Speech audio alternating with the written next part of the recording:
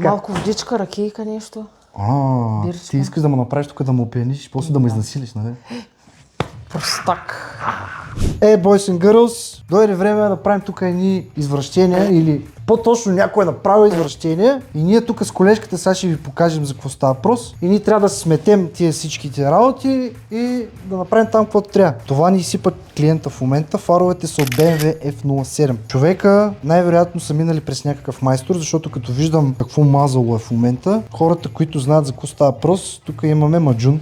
Аз така му викам. Маджун, ето го. Перфектна работа. Тария ръб от стъклата, ето ги, изрязани са, обаче не са махнати. Както и де, майната му. Тук има едни разни работи. Айде ги поразгледаме. Ето, тук имаме щупване на този ринг.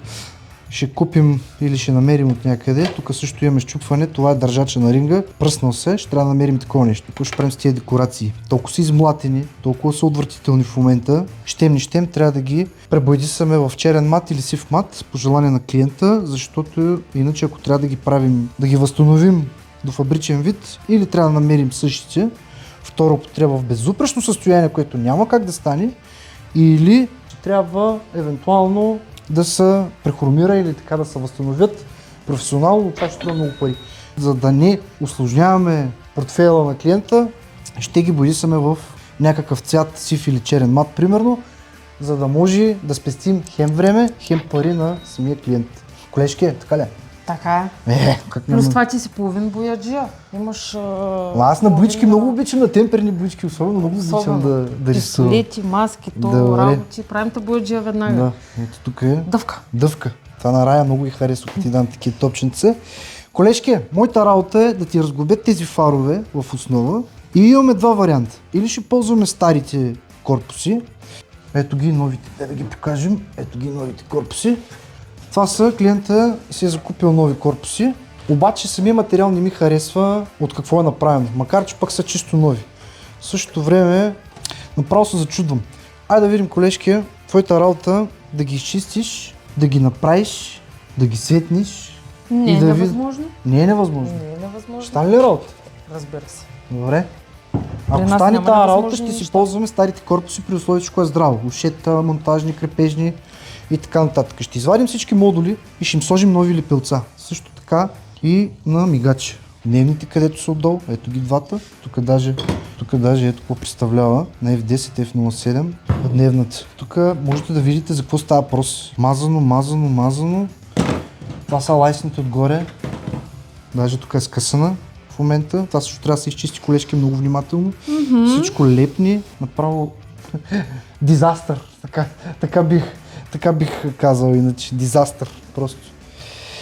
Също така не ми харесва и положението на самите декорации тук, защото първо, че са много износени, се вижда. Второ, се седят много на петна. Това нещо надали ще излезе само с почистване.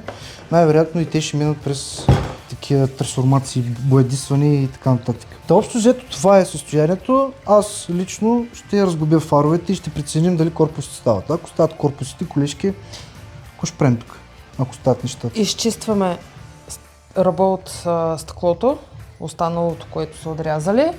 И този мазаляк също трябва да го изчистим. И аз не знам с какъв акъл са сложили меко лепило. Добре, това е масов проблем при хора, които ремонтират фарове. Когато лепилото е полиуретаново твърдо, т.е. не е тип битумна лента, както му казват, и слагат за по-лесно ето това нещо, защото това нещо, като го сложиш, с половин час мога да издадеш фара. Но ние, тъй като не работим бързо и имаме достатъчно време техническо, за да можем да сложим пак полиуретаново лепило и да сме сигурни, че това нещо няма да има проблем. Като цяло, може би. Не знам, ще видим. Така че за колежката оставяме тази работа, ако стават тези такова. Другото, което е, ще сменим рефлекторите. Тук имам някъде примерни рефлектори, рециклирани. Това са за H7, за разни Mercedes и Audi и тук там е някакво BMW. Неговите не са такива, неговите са с D1S. Ще ви ги покажем по-нататък. Ще монтираме и LED кружки след възстановяване на тези фарове задължително, за да не изпечем рефлекторите новите вече. Ще му дадем 3 години гаранция. Кружките са на бранда Фарове Life. Ето ги какво представляват. Много готини с 3 години гаранция. вършат работа. За момента днешна цена 145 евро. D1S. Общо взето това е. И другото клиента, дай един джам. Дай една дограма. Клиента също така ни е докарал и нова дограма. Чисто нови стъкла за BMW-то. Ще използваме тях, защото тези със сигурност са брак вече. Те са Тези отрязани със сигурност са нормално. брак. Така че това е положението. Имаме и чисто нова дограма. Дано да е Саламандър 6 камерна. Това е за сега. Айде да видим как ще се справим. Ще го видите вече в завършен вид, евентуално. Така че, Ако успеем. ако успеем, защото има неща, в които и не успяваме със сигурност. A few moments later. След като ги видяхме вече в какво състояние са, приехме ги в град Сливен и ще ги издадем от град Гоце Делчев. Така че за нас няма никакво значение къде ще ги правим. За вас също. Така че съдействаме навсякъде. Да видим какви сме ги сътворили. Така. Добре.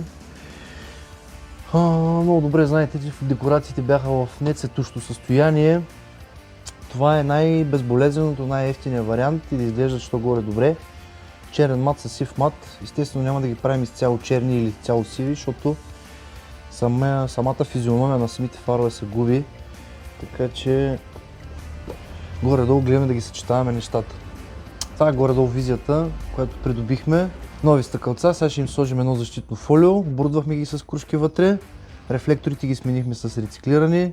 Имаше тук там разни дилеми, имахме и два нови корпуса, но прецених да сложим старите, защото са изрядно здрави. Въпреки че бяха омазани до ушите, визията докарахме горе-долу добре, технически в момента са изрядни. Сменил съм кружките, вътре обикновени H7-ци, му сложихме нови, че неговите бяха нагоряли. Общо взето приключения, около 40-45 часа работа, седмица по-късно, че може би вече са две. Това е, което можем да направим. Празници са, много ангажименти, много задачи, работим и по други автомобили. След малко започваме да монтираме и мултимедия с камера за задно виждане на Ford Focus. Отдавна не съм ги правил тия неща, но тук в Гоце Делчев, само като се прибера и хората казват давай. Ама какво да правим? Няма как. Трябва да ги пердашим едно по едно. Намираме се в град Сливен, Никола Карев 9 е адреса, за Гоце Делчев е Байкал 17. За нас няма никакво значение, пак казвам, къде ще работим.